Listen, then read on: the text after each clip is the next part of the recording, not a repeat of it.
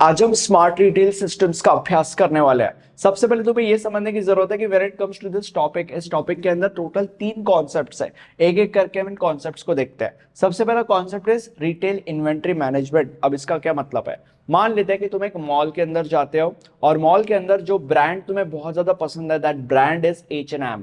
अब H&M के shop के अंदर तुम जाते हो और वहां पे जस्ट तुम रैंडमली टी शर्ट्स देख रहे हो। अब तुम्हें एक ऐसा टी शर्ट दिख जाता है जो ब्लैक कलर का है और जिसके ऊपर एक पिकाचू का ड्राइंग बना हुआ है। बट द प्रॉब्लम है कि तुम्हें ऐसे 2 टी शर्ट्स खरीदने हैं, तुम्हारे लिए और तुम्हारे गर्लफ्रेंड के लिए।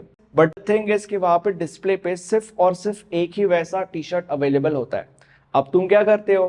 तुम काउंटर पे जाते हो और वहां पे वो जो वर्कर है या जो भी वो बंदा है उसको पूछते हो कि भाई और एक ऐसा टी शर्ट अवेलेबल है क्या? ठीक है, तो अभी यहाँ पे ये जो कॉन्सेप्ट है जिसके बारे में हम बात कर रहे हैं, पहला वाला कॉन्सेप्ट, वो कॉन्सेप्ट ये कहता है कि जब तुम उसको पूछते हो कि ऐसा और एक टी शर्ट अवेलेबल है क्या, तो वो जो वर्कर है वो मैन्युअली अंदर बैकेट में जाके नहीं सर्च करता बैठेगा कि और एक टी शर्ट अवेलेबल है क्या, अलग अलग डब्बे खोल रहा है, देख रहा है, ये सब नहीं करता बैठेगा वो। इंस्टेड जो टी शर्ट तुम्हारे पास है वो एक टी शर्ट पिकाचू वाला ब्लैक कलर का, उस टी शर्ट के ऊपर एक RFID टैग लगा हुआ होगा।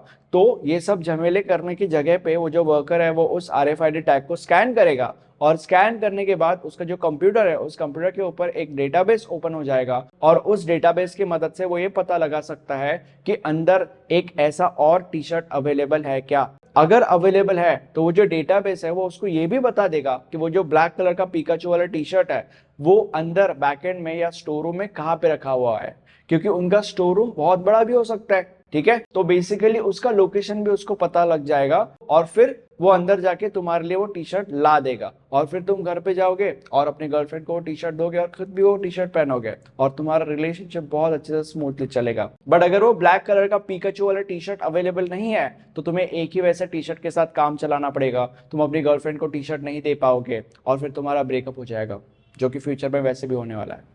तो बेसिकली ये जो रिटेल इन्वेंट्री मैनेजमेंट हमारा पहला कॉन्सेप्ट है, कॉन्सेप्ट कहना क्या चाहता है? ये कॉन्सेप्ट ये कहना चाहता है कि जब भी एक प्रोडक्ट किसी भी कंपनी के इन्वेंट्री में आता है तब उस प्रोडक्ट के ऊपर एक RFID टैग लगाया जाता है और फिर उस RFID टैग को स्कैन किया जाता है और जो उस कंपनी का प्रोडक्ट डेटाबेस है उस कंपनी के प्रोडक्ट डेटाबेस के अंदर उस प्रोडक्ट को ऐड किया जाता है। ठीक है, और फिर जब कस्टमर्स उस प्रोडक्ट को बाय कर लेते हैं तब बाय करने के टाइम उस प्रोडक्ट के RFID टैग को अगेन स्कैन किया जाता है और वो जो डेटाबेस है उस डेटाबेस से उस प्रोडक्ट को हटाया जाता है। इससे क्या होता है? इससे हमें ये पता चलता है कि उस कंपनी के अंदर कौन से प्रोडक्ट्स कितने हैं। उन सारे के सारे प्रोडक्ट्स की इंफॉर्मेशन के बारे में भी हमें पता लग जाता है और हमें ये भी पता लग जाता है कि वो प्रोडक्ट्स कहाँ पे लोकेटेड है।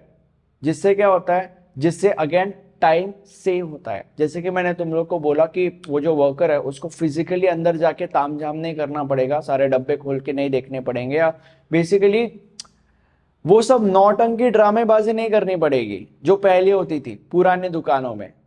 चुपचाप वो RFID टैग स्कैन करेगा, उसको पता चल जाएगा कि अवेलेबल है या नहीं, उसको पता चल जाएगा कि अगर अवेलेबल है तो कहाँ पे अवेलेबल है और कितना अवेलेबल है। सिंपल। ओके, तो रिटेल इन्वेंट्री मैनेजमेंट कॉन्सेप्ट हमें ये कहने की कोशिश करता है। अब हम हमारे दूसरे कॉन्सेप्ट के ऊपर जंप करते हैं। अब जो दूसरा कॉन्सेप्ट है that is retail smart payments. ये कॉन्सेप्ट ये कहता है कि तुम्हें अपने जेब में क्रेडिट कार्ड्स और डेबिट कार्ड्स लेके घूमी या घूमने की जरूरत नहीं है। इंस्टेड तुम्हारा जो सारा का सारा इंफॉर्मेशन है वो तुम्हारे फोन में होगा और तुम्हारा जो फोन है वो एक NFC एनेबल्ड फोन होगा। आजकल के सारे फोन्स NFC एनेबल्ड ही होते हैं। एंड देन अगर तुमने किसी शॉप से कोई प्रोडक्ट खरीदा तो तब you just have to tap your phone on that payment machine of the shop and जो भी अमाउंट है तुम्हारे फोन के अंदर डिस्प्ले हो जाएगा and then you just have to pay the amount. Simple. ये सब क्रेडिट कार्ड्स डेबिट कार्ड्स लेके घूमते बैठो, फिर वो क्रेडिट कार्ड्स डेबिट कार्ड्स चोरी हो जाएंगे, ये वो नौटंकी की जरूरत नहीं है। सिंपली तुम्हारा फोन जो एक NFC एनेबल्ड फोन होगा उससे तुम डायरेक्टली टैप करके पेमेंट कर सकते हो।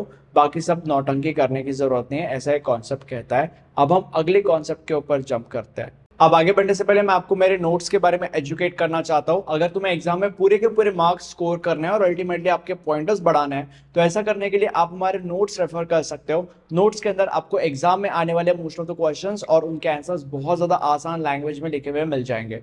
नोट्स के सारे डिटेल्स नीचे डिस्क्रिप्शन बॉक्स में अवेलेबल है। अब जो अगला यानी कि तीसरा कॉन्सेप्ट है, that is retail smart vending machine. अब इस कॉन्सेप्ट को समझने से पहले सबसे पहले तुम्हें यह समझने की जरूरत है कि वेंडिंग मशीन का मतलब क्या होता है।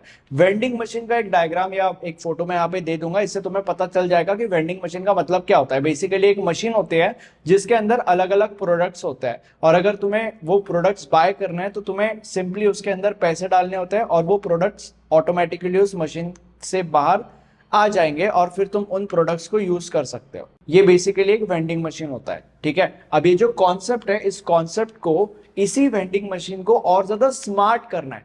अब ये कैसा होगा, इसके अंदर तुम्हें टोटल 3 पॉइंट समझने की जरूरत है। पॉइंट नंबर 1, ये जो वेंडिंग मशीन है, अगर इस वेंडिंग मशीन को स्मार्ट करना है तो इस वेंडिंग मशीन के अंदर जो हमारा पहले वाला एनएफसी वाला पॉइंट था, वो एनएफसी वाला ऑप्शन इस वेंडिंग मशीन के अंदर अवेलेबल होना चाहिए। मतलब the user should be like कि जस्ट मोबाइल से टैप किया, पेमेंट किया और प्रोडक्ट उसको मिल गया, वो पैसे वैसे डालने की जरूरत नहीं है, ठीक है। पॉइंट नंबर 1 ये हो गया। सेकंड पॉइंट है कि ये जो वेंडिंग मशीन है, जरूरी थोड़ी कि हमेशा एक ही वेंडिंग मशीन होगा एक जगह पे, मल्टीपल वेंडिंग मशीन भी हो सकते हैं। तो ये जो वेंडिंग मशीन्स है वो एक दूसरे के साथ कनेक्टेड होता है, जिससे क्या होता है, जिससे अगर मान लेते कि यहाँ पे एक वेंडिंग मशीन है और तुम्हें एक प्रोडक्ट चाहिए, तो तुम उस वेंडिंग मशीन के पास जाते हो उस प्रोडक्ट के लिए, और वहां पे जाने के बाद तुम्हें पता चलता है कि जो प्रोडक्ट तुम्हें चाहिए वो प्रोडक्ट उस वेंडिंग मशीन के अंदर है ही नहीं। तो अगर एक नॉर्मल वेंडिंग मशीन है तो तुम कुछ भी नहीं कर सकते क्योंकि वो प्रोडक्ट वहां पे है ही नहीं। बट अगर स्मार्ट वेंडिंग मशीन है तो क्योंकि वो बाकी के वेंडिंग मशीन के साथ भी कनेक्टेड है उस एरिया के, तो वो वेंडिंग मशीन तुम्हें ये बताएगा कि जो प्रोडक्ट तुम्हें चाहिए वो प्रोडक्ट अगर उसके पास नहीं है तो और कौन से दूसरे वेंडिंग मशीन के पास अवेलेबल है। That is a smart vending machine, या that is what a smart vending machine would do, ठीक है। ये दूसरा पॉइंट है। अब तीसरा पॉइंट समझने से पहले तुम्हें यह समझने की जरूरत है कि हर एक प्रोडक्ट की कोई ना कोई एक्सपायरी डेट होती है। मान लेते हैं कि हमारे पास ये एक स्मार्ट वेंडिंग मशीन है जिसके अंदर अलग अलग प्रोडक्ट्स है। अब स्मार्ट वेंडिंग मशीन क्या करता है, स्मार्ट वेंडिंग मशीन अगर कोई प्रोडक्ट बस अभी एक्सपायर होने को ही है तो उसके एक्सपायरी डेट से थोड़ा सा पहले उस प्रोडक्ट की प्राइस कम कर देता है, जिससे दो चीजें होगी। पॉइंट नंबर 1, जो कस्टमर है उस कस्टमर को प्रोडक्ट कम दाम में एक्सपायर होने से पहले ही मिल जाएगा, और पॉइंट नंबर 2, जो सेलर है उसका भी प्रोडक्ट सेल हो जाएगा, राइट। बट अगर सपोज एक नॉर्मल वेंडिंग मशीन ये होती थी तो वो ऐसा कुछ करती नहीं थी, जिससे ना वो प्रोडक्ट कस्टमर को मिलता था ना सेलर का वो प्रोडक्ट सेल होता था। तो इसीलिए स्मार्ट वेंडिंग मशीन का ये फायदा है। और ये जो हमारा कॉन्सेप्ट है रिटेल स्मार्ट वेंडिंग मशीन, ये कॉन्सेप्ट वेंडिंग मशीन को स्मार्ट वेंडिंग मशीन करने के प्रोसेस के ऊपर ये कहना चाहता है जो मैंने अभी अभी तुम लोग को बोला। ये हमारा प्लेलिस्ट है, इस प्लेलिस्ट के अंदर आपको सब्जेक्ट के सारे लेक्चर्स मिल जाएंगे। Thank you so much.